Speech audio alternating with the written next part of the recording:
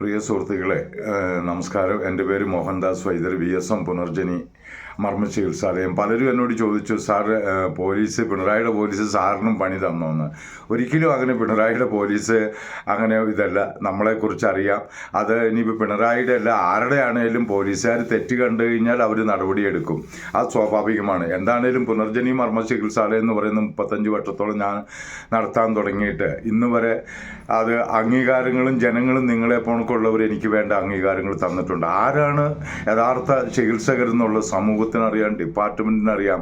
പിന്നെ ഈ പായ പുതപ്പെന്നൊക്കെ പറഞ്ഞ് ആയുർവേദത്തിൻ്റെ പേരിൽ നടത്തുന്നത് വളരെ മോശമാണ്. അത് ഞാൻ സ്റ്റേറ്റ് കമ്മിറ്റിയിൽ ഇരിക്കുമ്പോഴും ഞങ്ങളതിന് മന്ത്രിമാർക്കൊക്കെ ഞങ്ങളതിന് പരാതിപ്പെട്ടിട്ടുള്ളതും അതുപോലെ തന്നെ വ്യാജ വൈദ്യന്മാരെ കുറിച്ച് ശരിയായ അന്വേഷണം നടത്തി വൈദ്യന്മാരുടെ പേരിൽ പലരും പല ബോർഡുകൾ വെച്ച് നടത്തുന്നുണ്ട്. യഥാർത്ഥ വൈദ്യന്മാർ ആരാണെന്ന് അറിഞ്ഞുകൊണ്ട് ആക്കണം. ഞങ്ങൾ ഓൾ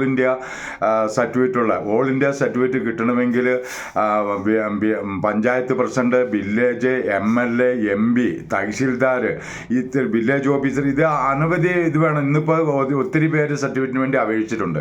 പക്ഷേ അതിന് ഇത്രയെല്ലാം കൊണ്ടുവന്നാൽ പോലും അവർ മർമ്മ ചികിത്സകരാണോ അല്ലെങ്കിൽ ആയുർവേദ ചികിത്സകരാണോ, ഏത് ചികിത്സ വിഭാഗം എങ്ങനെ എന്തെന്നുള്ളത് നമ്മൾ പരീക്ഷിച്ച് നമ്മുടെ ക്ലാസ്സിൽ അറ്റൻഡ് ചെയ്യാതെ ഒരു കാരണവശാലും നമ്മൾ കൊടുക്കുക. ഇന്ന് അനേക വൈദ്യന്മാരുടെ പല സംഘടനകളുണ്ടായി. വൈദ്യന്മാരെ കുറ്റം പറയാനില്ല, പക്ഷേ ഇതിൻ്റെ പേരിൽ കുറേ പ്രവർത്തകരുണ്ട് അതിൻ്റെ പൈസ പിരിച്ചുകൊണ്ടെന്നുള്ള. ആരാണ് യഥാർത്ഥ വൈദ്യന്മാർ? ഞാൻ ഇവിടെ ചേലക്കര ജീവോദയ ഹോസ്പിറ്റലിൽ 5 വർഷം ആയുർവേദ വിഭാഗം എൻ്റെ ആയിരുന്നു. ഇപ്പോൾ ഇവിടെ തൊടുപുഴ അർച്ചന ഹോസ്പിറ്റൽ, അതായത് PB സലീം സാർ മുൻ കളക്ടർ നമ്മുടെ കോഴിക്കോട് ഇരുന്ന് ഇപ്പോൾ മമതാ ബാനർജിയുടെ ചീഫായിട്ടിരിക്കുന്ന സെക്രട്ടറി സലീം സാർ എൻ്റെ പേഷ്യൻ്റ് ആയിരുന്നു. അതിൻ്റെ പേരിലാണ് വണ്ണപ്പുറം അർച്ചന ഹോസ്പിറ്റൽ ആയുർവേദ സെക്ഷൻ നമുക്ക് അനുവദിച്ചതും. അതേപോലെ തന്നെ ഇന്ത്യയിൽ ചികിത്സയില്ല എന്ന് പറഞ്ഞു, വിദേശത്തില്ല എന്ന് പറഞ്ഞു. ആ കുടുംബത്തെ 7 പേര് മരിച്ചു. ലാസ്റ്റ് പയ്യനാണ് എൻ്റെ അടുത്ത് എത്തുന്നത്. അതിൻ്റെ അസുഖം എന്ന് പറയുന്നത് കണ്ണു കാഴ്ച നഷ്ടപ്പെടുക, സംസാരശേഷി നഷ്ടപ്പെട്ടിട്ട് ആൾ ശോഷിച്ച് വിറച്ച് മരിക്കുകയാണ്. അപ്പോൾ അതിനെ ഇന്ന് നമ്മൾ വിജയിപ്പിച്ചു. അതേപോലെ തന്നെ സ്റ്റേറ്റ് അവാർഡുകൾ തന്നത് വൈദ്യന്മാർ, എറണാകുളം ജില്ലയുടെ വൈദ്യന്മാരെ ആദരിച്ചതിൽ നമ്മൾ ഉണ്ടായിരുന്നു. ഓൾ ഇന്ത്യയുടെ ഇതിൽ ഉണ്ടായിരുന്നു. ബാംഗ്ലൂര് നമ്മൾ 94 ഞാൻ പുനർജനി എന്നുള്ളത് 91 എൻ്റെ ജീവിതമാണ് സത്യത്തിൽ പുനർജനി എന്നുള്ളത്. കാരണം ആക്സിഡൻറ്റിൽ വെട്ടും കുത്തുമൊക്കെ ആയി ഇത് കഴിഞ്ഞു. അത് കഴിഞ്ഞ് അത് രാഷ്ട്രീയത്തിൻ്റെ പേരിൽ അവർ അങ്ങനെയൊക്കെ ഉണ്ടായി. അത് കഴിഞ്ഞ് ആക്സിഡൻറ്റുകളുണ്ടായി. അതെല്ലാം ജീവിതത്തിൽ നിന്നും നമ്മൾ പുനർജനിച്ചു. അതാണ് പുനർജനി എന്ന് പറഞ്ഞ യഥാർത്ഥ സത്യം.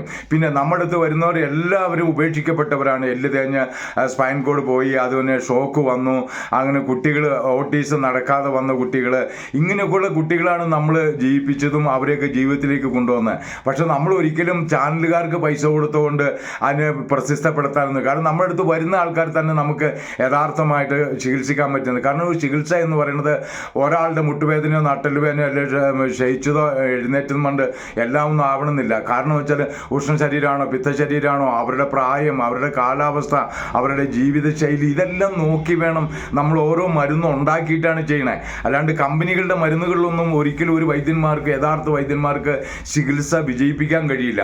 അവൻ്റെ ശരീരഘടനകളെയും അതേപോലെ തന്നെ മരുന്നുകൾ ഇന്ന് കോസ്റ്റ്ലിയാണ്. ഓരോ തൈലങ്ങൾ, മഹാരാജ പ്രസിഡന്റ് തൈലമൊക്കെ ഇന്ന് ഉണ്ടാക്കണമെങ്കിൽ 1.5-2 ലക്ഷം രൂപ വരും 1 ലിറ്റർ തൈലത്തിന്. കാരണം അത്രയ്ക്കും വിലകളായി. അപ്പോൾ ആ ലെവലിൽ ആകുമ്പോൾ നമ്മൾ മരുന്നുകൾ കൃത്യമായിട്ട് ചെയ്തിട്ട് അതിൻ്റെ പേരിൽ എല്ലാവരും ഒന്നും വരാൻ, ഞാൻ ഇപ്പോൾ 50 പേര് ബുക്ക് ചെയ്ത് കഴിഞ്ഞാൽ കൂടി വന്നാൽ 5-6 പേരെയാണ് എനിക്ക് ചികിത്സ ചെയ്യാൻ കഴിയുക. അതിനുള്ള സാഹചര്യങ്ങളുണ്ട്. മരുന്നുകൾ ഉണ്ടാക്കണം, ആൾക്കാർ നിർത്തണം, പക്ഷേ ചിലവുകൾ ഭയങ്കരമാണ്. അപ്പോൾ അതിൻ്റെയൊക്കെ പേരിലായില്ല. പിന്നെ പുനർജനി മർമ്മ ചികിത്സാലയം VSM എന്ന് പറയുന്നത് നമുക്ക് ഒരു പോലീസ് കേസും ഇല്ല, ഇന്ന് വരെ നമുക്കുണ്ടായിട്ടില്ല. പണ്ടൊക്കെ എനിക്കെതിരായിട്ട് ആശുപത്രിക്കാരും മറ്റുള്ളവരും ഒക്കെ ഉണ്ടായിട്ടുണ്ടായിരുന്നു. പിന്നെ അവരൊക്കെ നമ്മുടെ അടുത്ത് ചികിത്സയ്ക്ക് വന്ന ആൾക്കാരേ ഉള്ളൂ. നമുക്ക് അലോപ്പതി ഡോക്ടർമാർ നമ്മുടെ പേരിൽ നമ്മുടെ അടുത്ത് ചികിത്സിക്കുന്നുണ്ട്, ആയുർവേദ ഡോക്ടർമാരുണ്ട്, അവരുടെ ബന്ധുക്കളുണ്ട്, അങ്ങനെയൊക്കെ. അതുകൊണ്ട് തന്നെ അലോപ്പതിയുടെ ഒക്കെ പ്രശസ്തമാകുന്ന ഡോക്ടർമാരുടെ, അതുകൊണ്ട് തന്നെ തിരുവനന്തപുരം മെഡിക്കൽ കോളേജ് പ്രൊഫസറുടെ കുട്ടി, ഓട്ടിസം എന്ന് പറയുന്നത് കുട്ടി, ഇന്ന് അവന് നല്ല ലെവലിൽ, വർഷങ്ങൾക്ക് മുമ്പായിരുന്നു, അത് പാലക്കാടുകാരായിരുന്നു, പ്രൊഫസറായിരുന്നു, അവരുടെ മക്കളും അവർക്കൊക്കെ ചികിത്സ എൻ്റെ അടുത്തായിരുന്നു അന്ന്. അപ്പോൾ ആ ലെവലിൽ നമുക്ക് എല്ലാവരും വേണം ചികിത്സ. നമുക്ക് ആയില്ലെങ്കിൽ ആയില്ല എന്ന് തന്നെ പറയാനുള്ളത് വേണം, നമുക്കാകില്ല എന്ന് പറയുന്ന രീതി വേണം. അല്ലാതെ എല്ലാം പിടിച്ചു വെച്ചുകൊണ്ട് ഞാൻ ഇപ്പം ശരിയാക്കാം എന്ന് പറയുന്നല്ല. ഇപ്പം അതുകൊണ്ട് തന്നെ ഒരു ഫാദർ, എനിക്ക് പറയാതെ വയ്യ, ഫാദർ മർമ്മ ചികിത്സയാണെന്നും പറഞ്ഞുകൊണ്ട് ഇവിടെ കാലും വലിച്ചിട്ട്, കാരണം കുളിർ മർമ്മം, നമ്മുടെ ഈ 4 മർമ്മങ്ങളിൽ ജലഞരമ്പ് കുളിർ മർമ്മം എന്ന് പറയുന്നത്, ആ മർമ്മത്തിനേൽക്കാൻ ക്ഷയം അന്നാരും അറിയില്ല. ആ സ്ത്രീ കിടന്ന് പിടയ്ക്കുവാണ്, കരയുവാണ്. എന്ത് മർമ്മ ചികിത്സകളാണ് ഇതൊക്കെ ചെയ്യുന്നത്? അതൊക്കെ വെറും ജാതി. നമ്മൾ പറയുമ്പോൾ അത് ഒരു ഫാദർ എന്നുള്ള ലെവലിൽ അവരെ സംരക്ഷിക്കാനും ഇവിടുത്തെ രാഷ്ട്രീയക്കാരൊക്കെ ഉണ്ട്. അതൊക്കെ തെറ്റായ ശീലമാണ്. കാരണം മർമ്മം എന്ന് പറയുന്നത്, ഞാൻ അതിൽ ഫേസ്ബുക്കിൽ പറഞ്ഞിട്ടുണ്ട്, അതൊക്കെ ഒരു കാരണവശാൽ ഈ എന്ന് പറയുന്ന നടത്തുന്ന രീതിയിലുള്ള ഒരു അവസ്ഥയാണ്. ഇവരൊക്കെ ആരാണ് ഈ മർമ്മം പഠിപ്പിച്ചത്? എന്താണെങ്കിലും കേരളത്തിൽ ഏറ്റവും കൂടുതൽ മർമ്മ സിദ്ധാന്തങ്ങളും ആയുർവേദത്തിലും 300 കണക്കിന് വർഷങ്ങൾക്ക് മുമ്പും ഗുരുദേവനും വന്ന് പഠിച്ച ഒരു കുടുംബത്തിൽ ഒരു അംഗം എന്നുള്ള ലെവലിൽ ഞാൻ പറയാം, മർമ്മ സിദ്ധാന്തങ്ങളെ കുറിച്ച് അനവധി ആഴങ്ങളാണ്. അത് ഇന്നും ഞങ്ങളൊക്കെ പഠിച്ചുകൊണ്ടിരിക്കുകയാണ്. എന്നിട്ട് മർമ്മ ചികിത്സകർ എന്നും പറഞ്ഞുകൊണ്ട് ഇവർ ചെയ്യുന്ന ഏറ്റവും കൂടുതൽ പുസ്തകങ്ങൾ എഴുതിയിട്ടുള്ള മർമ്മത്തെക്കുറിച്ച് എൻ്റെ കുടുംബമാണ്. ആ ലെവലിൽ ഞങ്ങളൊന്നും അത്ര വിദഗ്ധരെന്ന് പറയുന്നില്ല, പക്ഷെ അതിൻ്റെയൊക്കെ ആഴങ്ങളിലേക്ക് എത്തിപ്പെടുമ്പോൾ, ഞാനിന്ന് പുസ്തകം 9 വർഷമായി, ഞാൻ 11 മർമ്മമാണ്, അവതാരം 9 പറയുന്നുണ്ട്, ഞാൻ 11ലാണ് ഉറച്ചു നിൽക്കുന്നത്. അതിനെക്കുറിച്ച് ചർച്ചകളുണ്ടായിരുന്നു തൃശ്ശൂരിൽ. ലാസ്റ്റ് അത് ചികിത്സകർക്ക് അത് സമ്മതിക്കേണ്ടി വന്നു. അപ്പോൾ അതിൻ്റെ പേരിൽ എൻ്റെ സുഹൃത്തുക്കളെ, ഈ കാണുന്ന രീതികളൊക്കെ മാറ്റി യഥാർത്ഥ വൈദ്യന്മാർ ആരാണെന്ന് അറിഞ്ഞിട്ടേ നമ്മൾ പോകാവുള്ളൂ, അത് ചികിത്സയ്ക്ക് നിൽക്കാവുള്ളൂ. അതെനിക്ക് പറയാനുള്ളൂ. നിങ്ങൾ എമ്മനെങ്കിലും വിമർശിക്കാനോ ആരെങ്കിലും ഉണ്ട്, എൻ്റെ നമ്പറിൽ വിളിക്കുക. 88 48 42 34 57 വിളിച്ചിട്ട് നിങ്ങൾ എന്നോട് ചോദിക്കൂ മർമ്മം എന്താണെന്ന്. അറിയില്ല, എനിക്കറിയാവുന്ന ഞാൻ പറഞ്ഞിരിക്കും. എൻ്റെ ചികിത്സ രീതികൾ എങ്ങനെ വേണം, ആരുടെ രീതിയിൽ, എവിടെ, ഏത് കാലാവസ്ഥ, എപ്പോൾ, എങ്ങനെ എന്നുള്ള, ഏത് മർമ്മങ്ങളിലാണ് മർമ്മം എന്ന് പറഞ്ഞ അതിൻ്റെ മർമ്മം എന്ന് പറയുന്ന എൻ്റെ പേരിൻ്റെ അർത്ഥം എന്താണ്, അതാണ് ആദ്യം പഠിക്കേണ്ടത്. എന്നിട്ട് വിളിക്കൂ എന്നെ. ഓക്കെ.